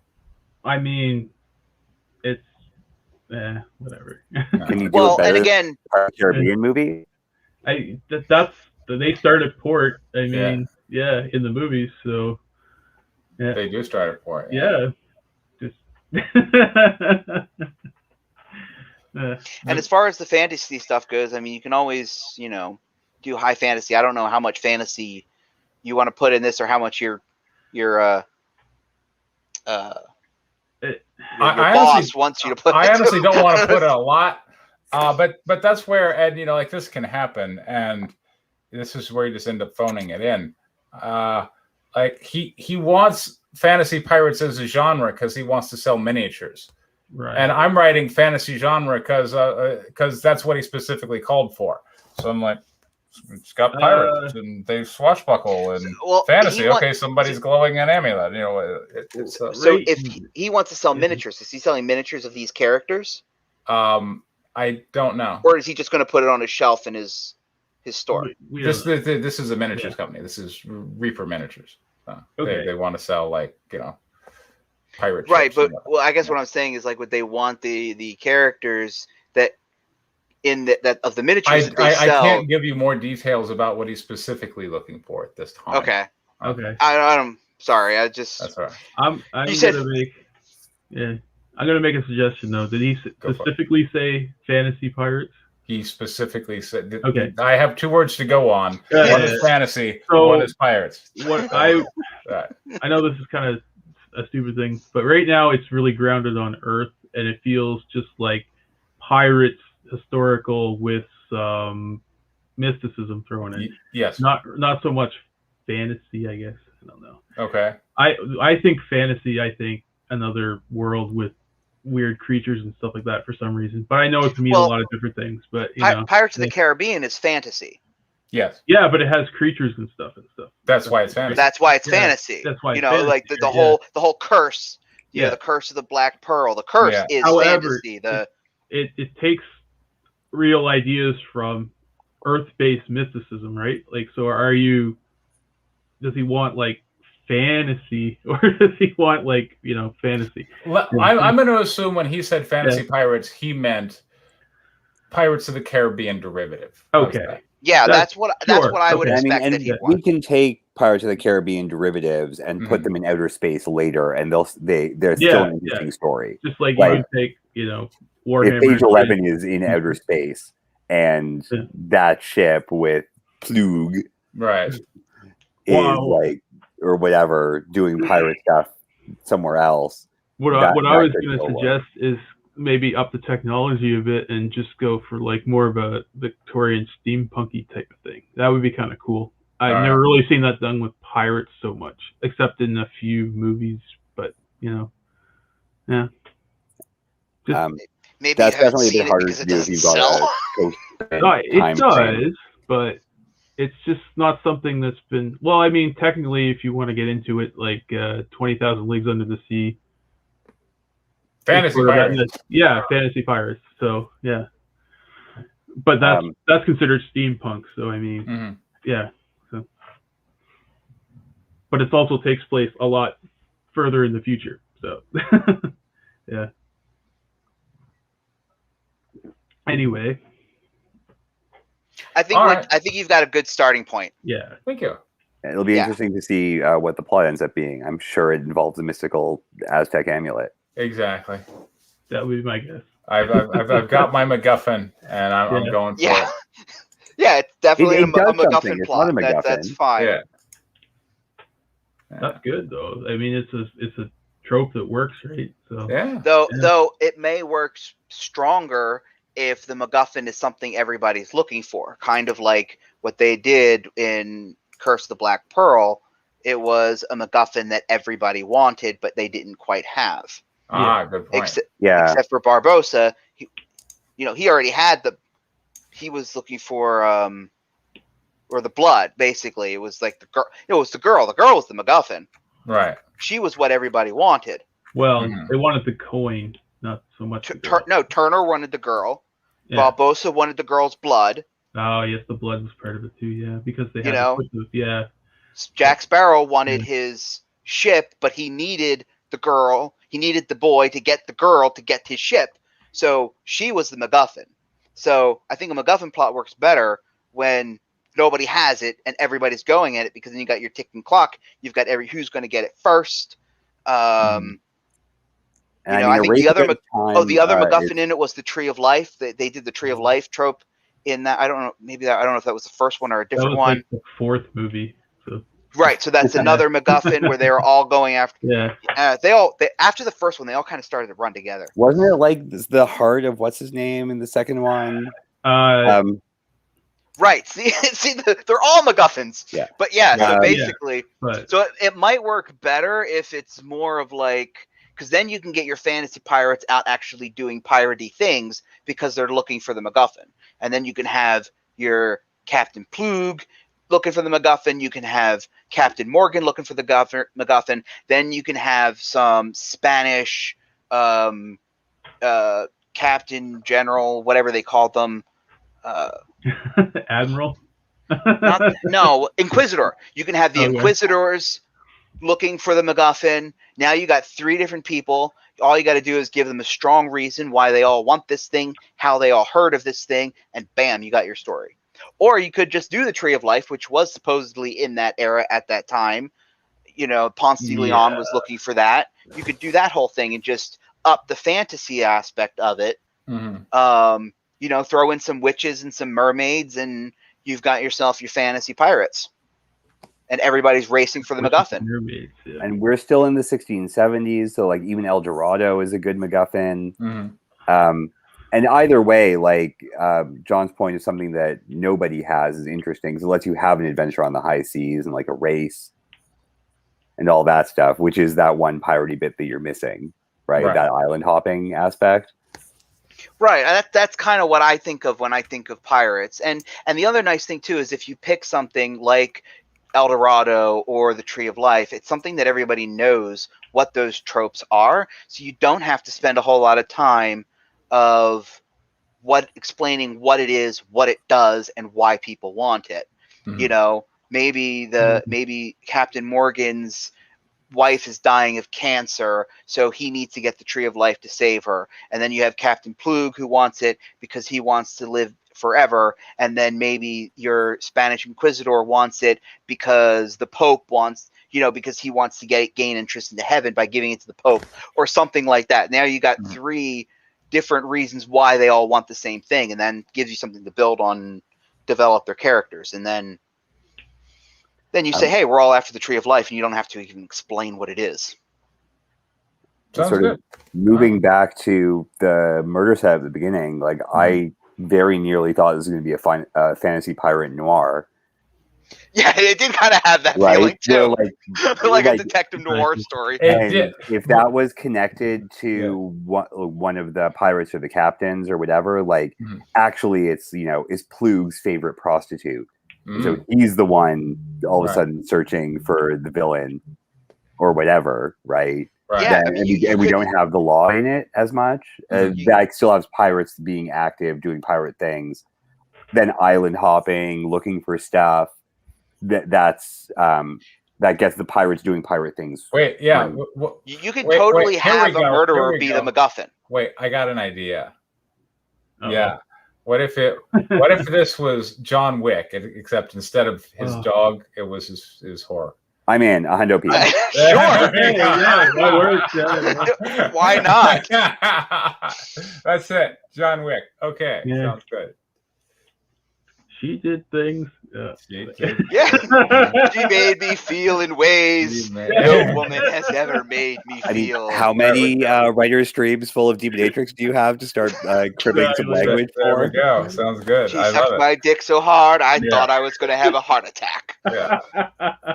That's ideal dialogue for a licensed property. There you go. Yeah. All right.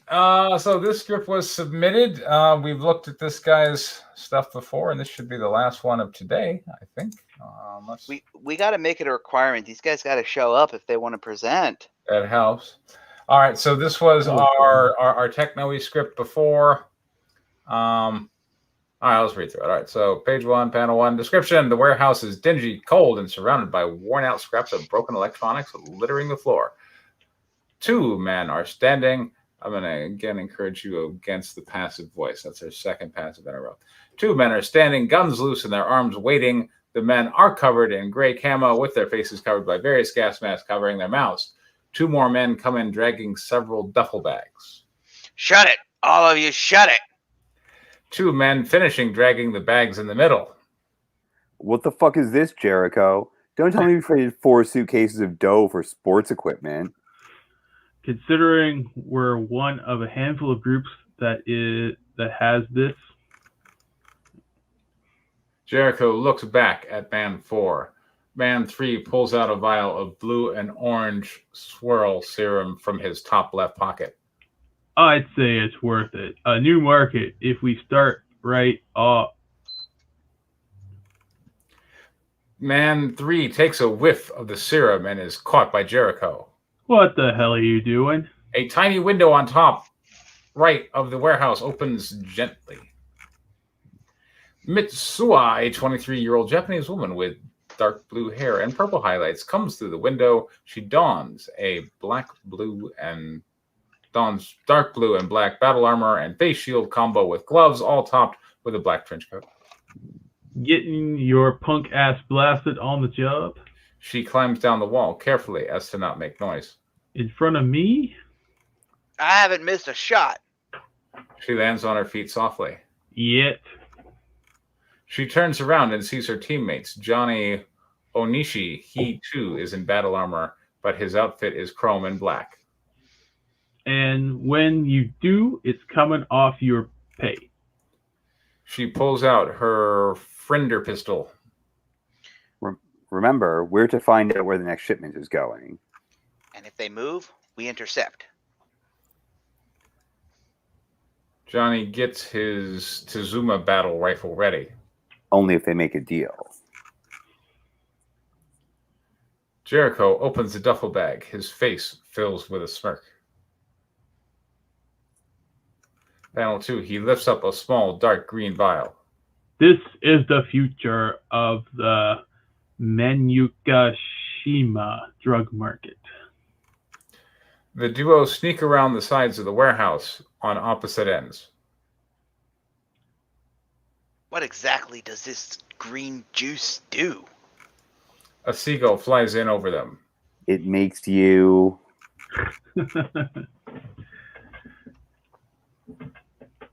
Mitsuya looks up and sees the seagull above her. A bang goes off and the seagull falls. It lands in front of her. You know how I feel about those things. She stares at the bird, seeing the Who is queen. she? I'm guessing the Mitsuha? yeah the Was she described as being in the panel? All I can do is read what's on the page, sir. I understand. Okay. I'm asking rhetorically. She stares at the bird, seeing the clean shot in it. Bring it to me. Bring Bring the bird to me. Yeah. Everyone! Bring them to me. I'm here all day. She hides against the wall and squeezes her wrist. Don't just stand there. One of you go get it. Mitsuha squeezes her left wrist, presses her earpiece, and begins to turn invisible. I'm going ghost. I'm proceeding towards the target. Her outline is barely visible against the metal walls. Man 3 comes out, upset and muttering. He trudges over to the dead seagull. Mitsuha narrows her eyes as he picks it up. He walks away, and she begins to follow him. Shot focused on his backside. Stupid rat with wings. She suddenly turns around and chucks it, hitting Mitsuha. He notices the splatter of seagull blood suspended in midair. He tries to get ready to take a shot. She pounces, pinning him against the wall, gripping his neck and covering his mouth, choking him. He attempts to bite her hand, having no luck due to her gloves. She slams his head against the metal wall, and a large clang rings out. He passes out. She presses on her earpiece. They're going to notice he hasn't come back. Do we abort the mission or? Not till we figure out what this shit is. Never send a druggie to a sober man's. Who's there? Johnny gets close to the group, a few oil drums covering him. This drug is supposed to increase the senses, right? Yes, but it's only a prototype. There's more.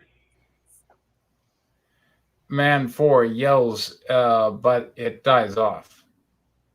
Get a sample. It is eerily silent. Jericho has a green scowl as pulls out a Magnum and Moz, I think. Walks towards Man 2. Yeah. Johnny's chrome from his suit quickly shines, getting Jericho's attention. He quick draws and fires at Johnny, with Man 2 also drawing a Magnum.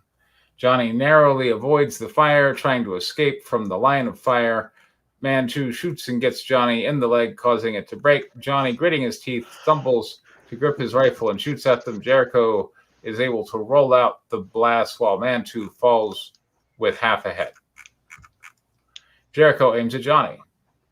Close up on Jericho's hand, he is about to pull the trigger. Mitsuha from above shoots at Jericho's left arm, knocking him off the floor. Ah! Jericho looks over his shoulder, eyes on the duffel bag. Johnny also connects the dots in his head. That's it. Okay. Ooh. 10 pages. Very actiony. Yeah. I think that was a response to our last criticism. Yeah. It was so good. I'm okay with that. Yeah. Clearly he revised it. And aligned with the notes we gave him. So that's good. Well, I think he said the pages he presented last time were the middle of the issue, and this is the beginning of the issue. Oh, really? So, and we didn't realize that it was the middle, so we were treating it like it was the beginning, which is why it felt off. So I think that's why he said, well, I'll just give you the beginning, which probably would have helped if he gave us the beginning the first time around. But, yeah. yeah, I mean, being so, it had some good action and suspense to it.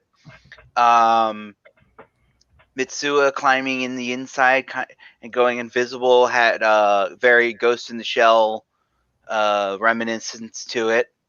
So you can't really go too wrong when you're borrowing from that. Yep. Yeah, it's succeeds at tension. There's a shootout. There's a threat. You know who the good guys and the bad guys are really early, because we are still assuming that Mitsuha and Johnny are cops, right? Because who else would care? Otherwise, they'd be like, "Oh, we gotta get these drugs for our boss," right? So well, we don't really know that they're cops. There's nothing about them yet. that we know that they're cops. So everyone has guns, so like, yeah, we can't really tell what's going on, but we're assuming they're cops from how they're acting. So that's still a pretty okay intro for a scenario. And there is a tension that is propelling the action forward. So that was really nice to see, especially after the sushi scene that lasted for days and days and days, and then involved an asshole. Yes. Yeah, we don't. The sushi asshole is completely missing from the script this time. Yeah. That's a good thing. Yeah. Yeah, these pages are different. I mean, they're very. I mean, to me, I feel like we now have all action, and I'm trying to figure out. Okay, but what is plot? Because I'm not sure what MacGuffin action is over, and they're after the goo. But I kind of agree with you that I don't really get a sense of urgency or conflict with the goo. Just that we've got the goo and other people want the goo. Yeah. And that's kind of the only conflict. I just think it needs to be tightened a bit. Yeah. Those stories tend to be kind of weak because if the ultimate objective is some off-screen MacGuffin that we just refer to, it's not very emotional, and we don't really get particularly invested in whether you have it or you don't have it. Right. So I have a few thoughts. So Larry mentioned that it needs to be tightened, and that was going to be one of my thoughts. They spend a lot of time talking about the goo and what it does. I'd like to see what it does. Maybe one of the thugs accidentally inhales it and it burns his skin off. If you remember in The Rock, in the very beginning when they're stealing the MX warheads, right? They go through this brilliant, beautifully elaborate plan, but one of the glass balls breaks, and in the very beginning, in the first 5 minutes, we see what it does and how horrible it is. Yeah. So we don't have to see it the rest of the movie. We know how horrible it is, and we know why we want to stop it. So that is missing from this. If this is described as being this horrible thing, but let's see it. Let's have one of these guys inhale it, smoke it, drink it, do something, fall in it, whatever. So we knew how horrible it is. Now we've got stakes, we've got tension. Now we've got Jericho who wants to sell it on the black market, and we've got Mitsuha who wants to not to stop them. So now we know what these two sides are up to, and we can get to that a lot sooner. Actually, it didn't even sound like they were trying to stop them. It just sounded like they were trying to get a sample of it from what I was reading. So. Oh, you're right. They said they only wanted a sample of it. So but it's kind of a weak variation. So that kind of needs to be strengthened a little bit. It'd be better if they were trying to track them, maybe to find their boss or something like that. Like, it's, these crime stories all kind of have tropes like that, but they work. So. And you can develop that as you go along. Yeah. Maybe they go in and they think they're going to arrest Jericho, but then Jericho's talking about meeting with his supplier next week. Oh, well, if we take Jericho in, he's going to lawyer up, and we might not find the supplier. The supplier's going to skip town. But if we let him go through with the sale, we can track him and get the supplier. But if we let him go through with the sale, now this stuff is on the street. So now we got to go after the stuff after it's on the street without tipping off Jericho that we were there, so that Jericho still meets with his buyer. See, now we've got conflict. Now we've got plot, and you can develop all of these kind of things because they go in with one expectation.